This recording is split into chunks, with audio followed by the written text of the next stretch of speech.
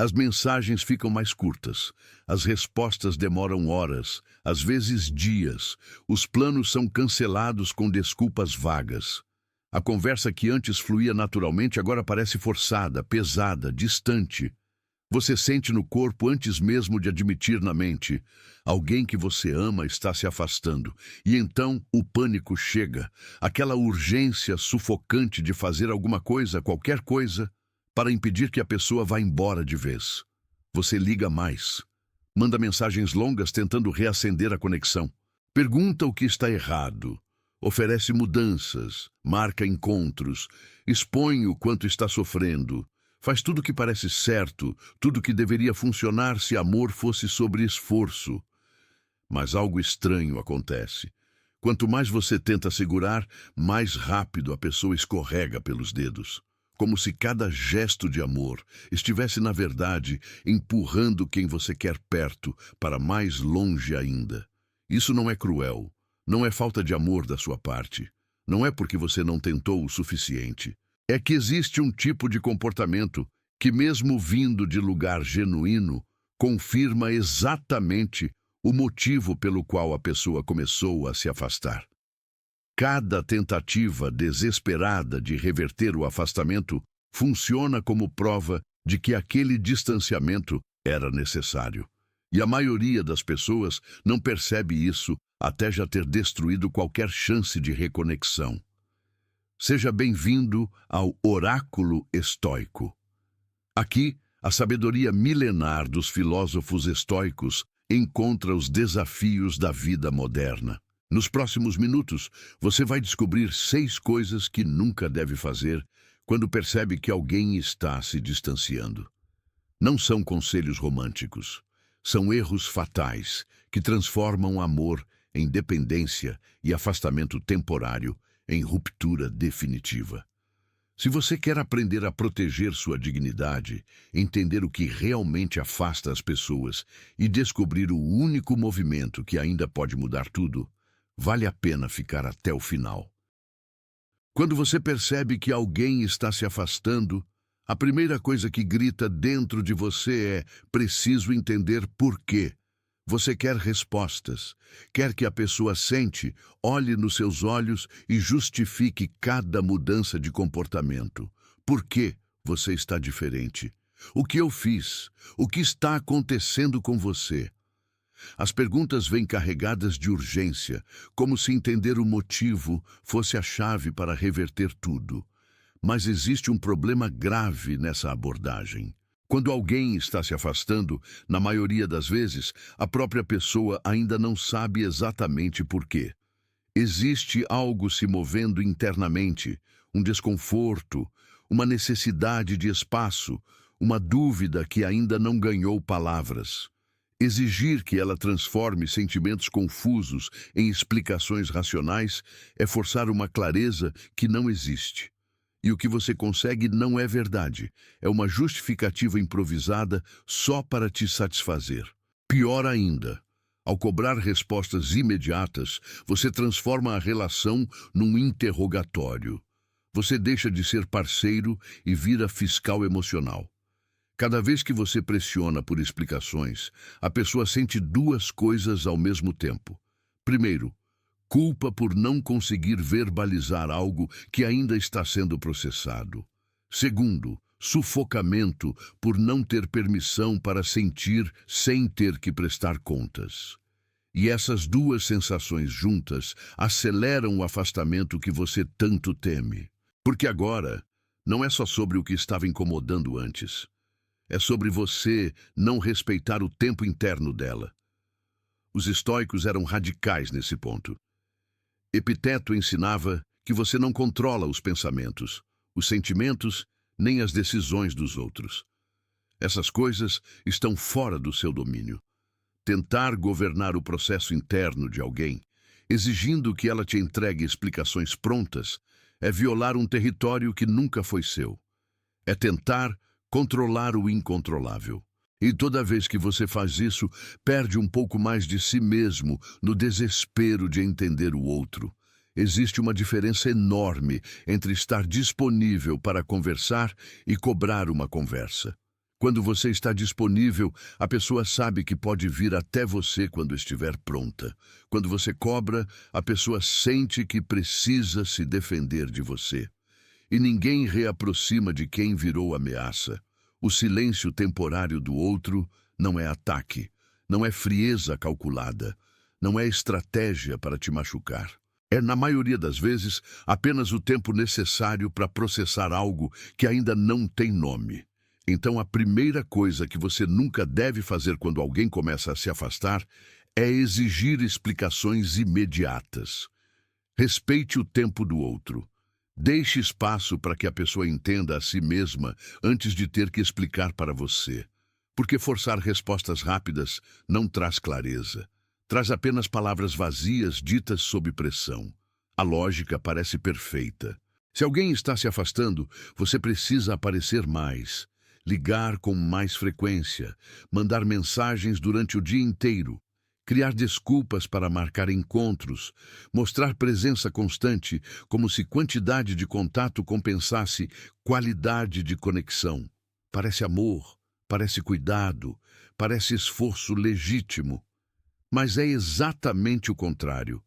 Quando alguém busca espaço e você responde com presença aumentada, está dizendo uma coisa muito clara. Eu não respeito o que você está pedindo. Não importa se a pessoa verbalizou ou não. O afastamento já é um pedido silencioso. E ignorar esse pedido transforma você em invasor, não em conforto. Cada ligação extra, cada mensagem não solicitada, cada tentativa de forçar proximidade onde ela não existe mais naturalmente, confirma para a outra pessoa que você não entende limites. Existe um fenômeno psicológico cruel nesse movimento. Quanto mais você persegue, mais a pessoa foge. Não porque ela não gostava de você, mas porque sua presença deixou de ser escolha e virou pressão. Antes, estar com você era algo que ela queria. Agora é algo que você está impondo. E ninguém valoriza o que é forçado. As pessoas valorizam o que escolhem livremente, o que chega no tempo certo, o que respeita o ritmo delas. Pior ainda, aumentar a frequência de contato quando alguém está se afastando carrega uma mensagem subterrânea devastadora. Você está dizendo que precisa ser lembrado, que sem sua presença constante a pessoa vai te esquecer. E aqui está a verdade mais dura deste vídeo. Quem precisa ser lembrado de que você existe já te esqueceu emocionalmente. A ausência não cria esquecimento em quem realmente se importa, cria saudade. E saudade traz a pessoa de volta por vontade própria, não por pressão. Marco Aurélio escrevia nas Meditações sobre a importância de recuar quando necessário. Ele entendia que a verdadeira força não está em avançar sempre, mas em saber quando dar espaço, quando parar de empurrar, quando confiar que o que é seu volta e o que não é nunca foi para ficar. Tentar segurar alguém pela força da presença constante não é amor, é medo disfarçado de dedicação. Então a segunda coisa que você nunca deve fazer é compensar afastamento emocional com presença física ou digital aumentada. Respeite o espaço que está sendo criado. Deixe a pessoa respirar. Porque quando você para de sufocar, duas coisas podem acontecer. Ou ela sente falta de verdade e volta, ou você percebe que estava segurando alguém que já tinha ido embora há muito tempo.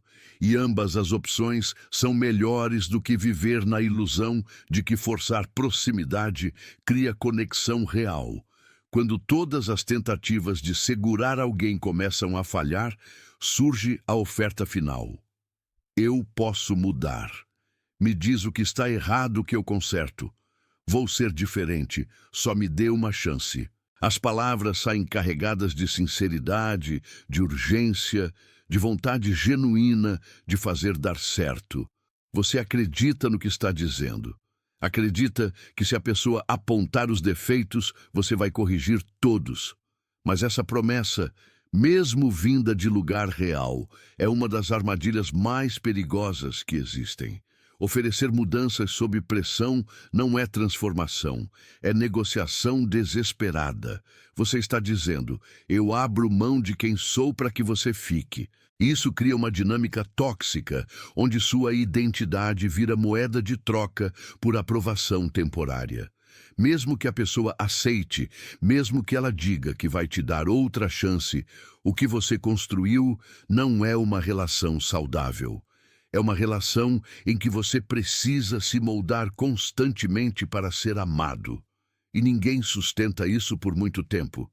Pior ainda, a pessoa que ouve "eu posso mudar" não sente alívio, sente peso, porque agora ela se tornou responsável por ditar quem você deve ser.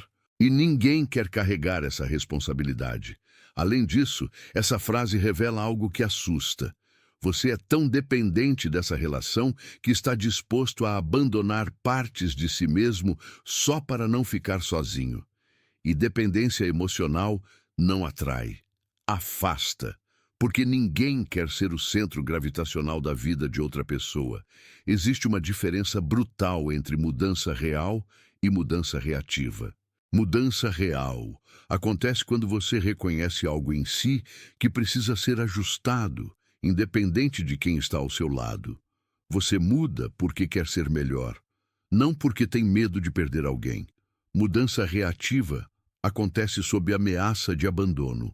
E ela nunca se sustenta, porque no momento em que a ameaça passa, no momento em que a pessoa volta, você relaxa e volta a ser exatamente quem era antes.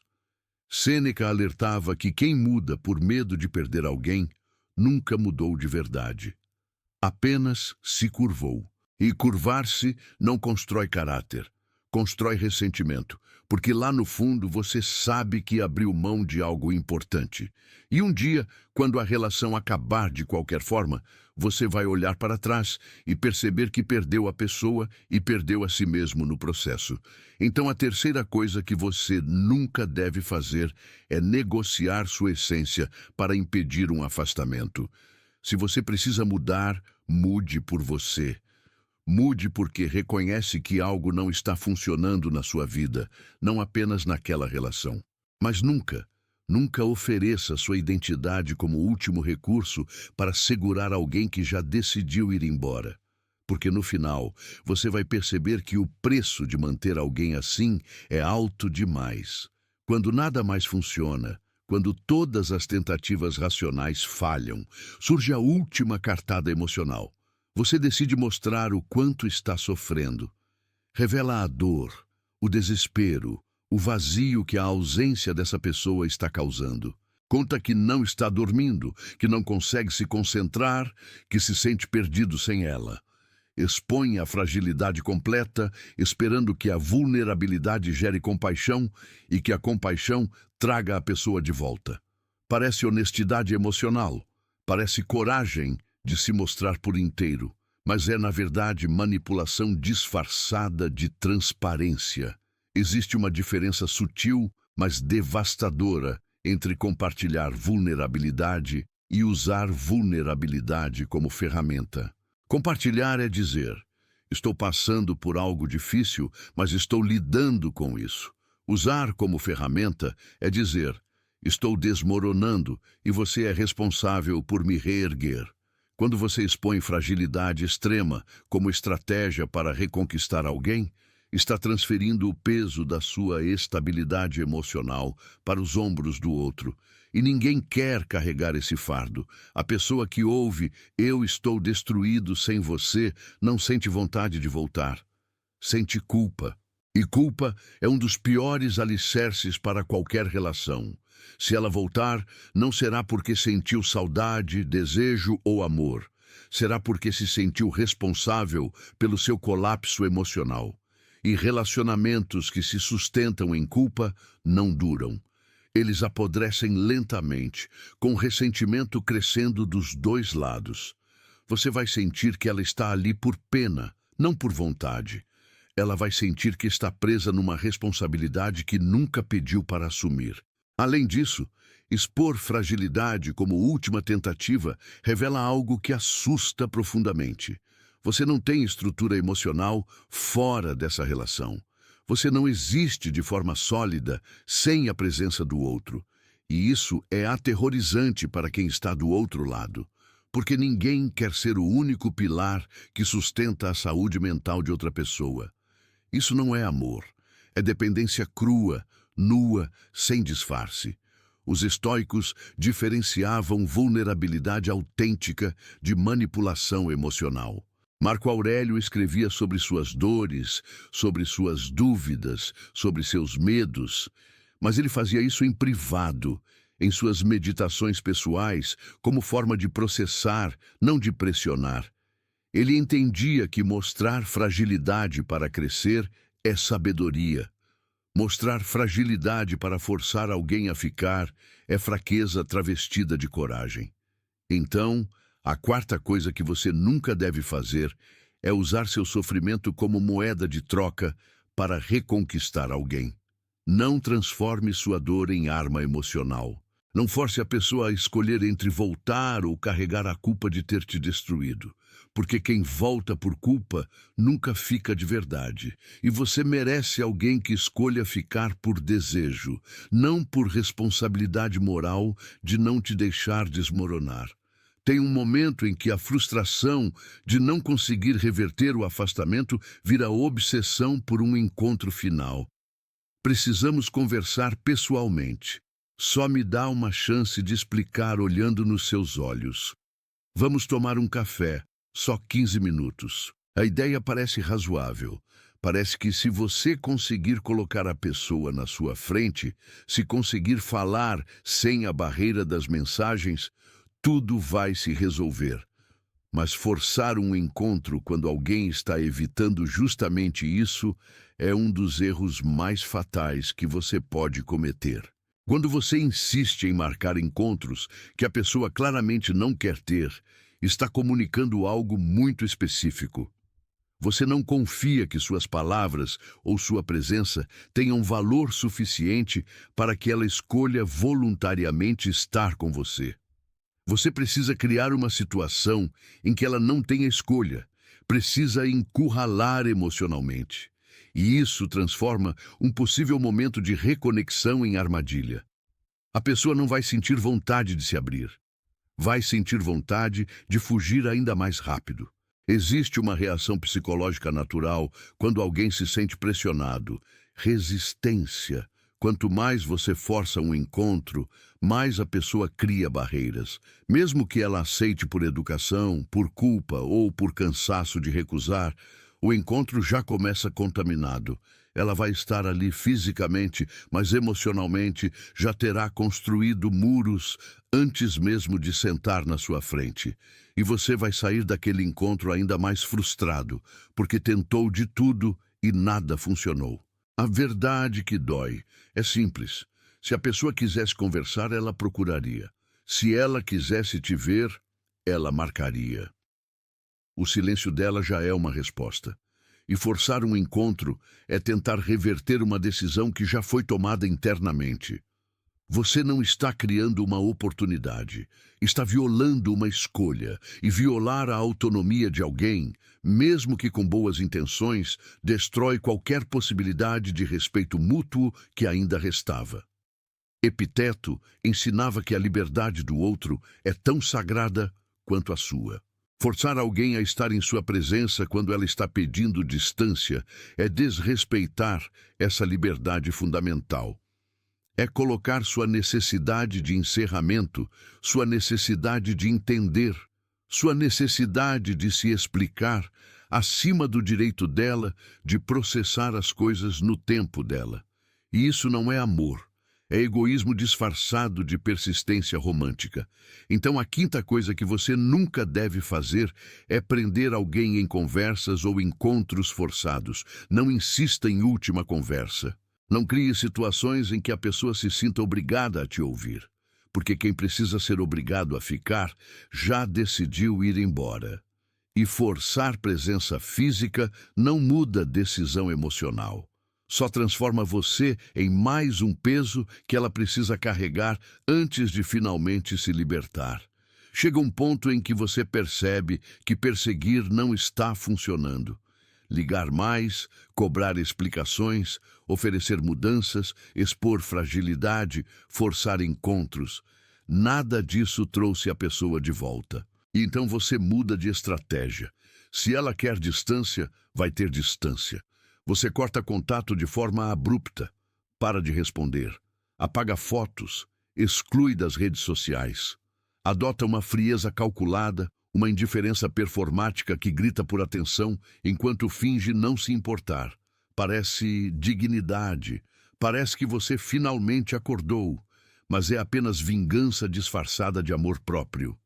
Existe uma diferença brutal entre espaço saudável e punição silenciosa. Espaço saudável acontece quando você respeita a escolha da outra pessoa e se protege emocionalmente. Você se afasta não para machucá-la, mas para preservar a si mesmo. Você não está esperando que ela perceba sua ausência e volte arrependida. Você está genuinamente cuidando da sua própria paz. Punição silenciosa acontece quando você quer que a pessoa sofra. Quando você desaparece, esperando que ela sinta sua falta, se desespere, venha atrás implorando. Você não está se protegendo, está atacando.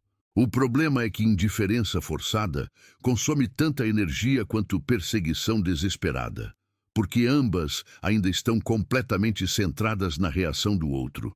Quando você some para punir, cada minuto de silêncio é uma espera ansiosa pela mensagem dela. Cada postagem nas redes é calculada para mostrar que você está bem sem ela. Cada movimento é uma tentativa de controle disfarçada de desapego. E isso não é liberdade. É apenas outra forma de prisão emocional. Pior ainda, essa frieza calculada comunica exatamente o oposto do que você acha que está comunicando.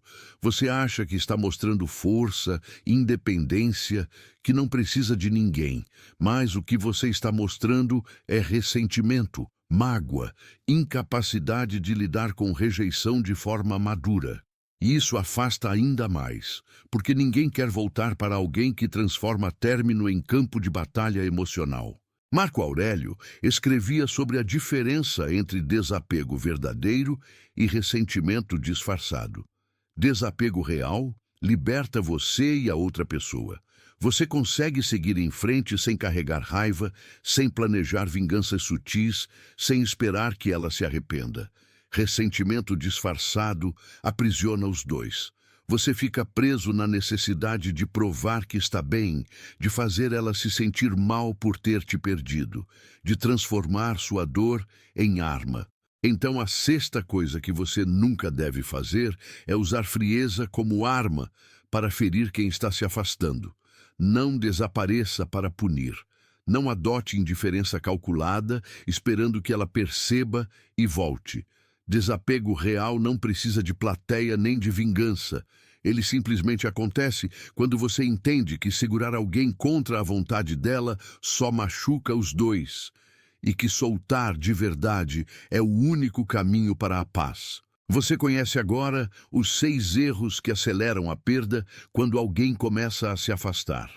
Exigir explicações imediatas, aumentar a frequência de contato, oferecer mudanças desesperadas, expor fragilidade como estratégia, forçar encontros de última conversa, transformar o afastamento em punição silenciosa. Cada um desses comportamentos, mesmo vindo de lugar genuíno, confirma exatamente o motivo pelo qual a pessoa estava se distanciando. Mas existe um 7º princípio, o mais difícil de todos, o único que pode reverter um afastamento ou te libertar dele com paz intacta. O único movimento que ainda pode mudar tudo é aceitar que a pessoa tem o direito de ir embora. Não com resignação amarga, não com indiferença forçada, mas com respeito real pela liberdade dela de escolher não estar mais ao seu lado. Quando você para de tentar impedir o afastamento, quando para de lutar contra a vontade do outro, algo profundo acontece. Você devolve a ela o poder de decidir sem pressão, e isso cria um espaço seguro que não existia antes. Existe um paradoxo poderoso nesse movimento. Quando você aceita de verdade que alguém pode ir embora, duas coisas podem acontecer. Ou a pessoa sente que finalmente tem liberdade para voltar, porque agora é escolha genuína e não obrigação emocional. Ou você percebe que estava segurando alguém que já tinha ido embora há muito tempo, e essa percepção te liberta de uma prisão que você mesmo construiu. Ambas as possibilidades são melhores do que viver na ilusão de que forçar proximidade cria conexão real. Sêneca escrevia que o sábio não teme a perda, porque nunca possuiu o outro como objeto. Relacionamentos verdadeiros são escolhas diárias, não prisões emocionais. Você não pode segurar alguém pela força do desespero, da chantagem emocional ou da presença invasiva.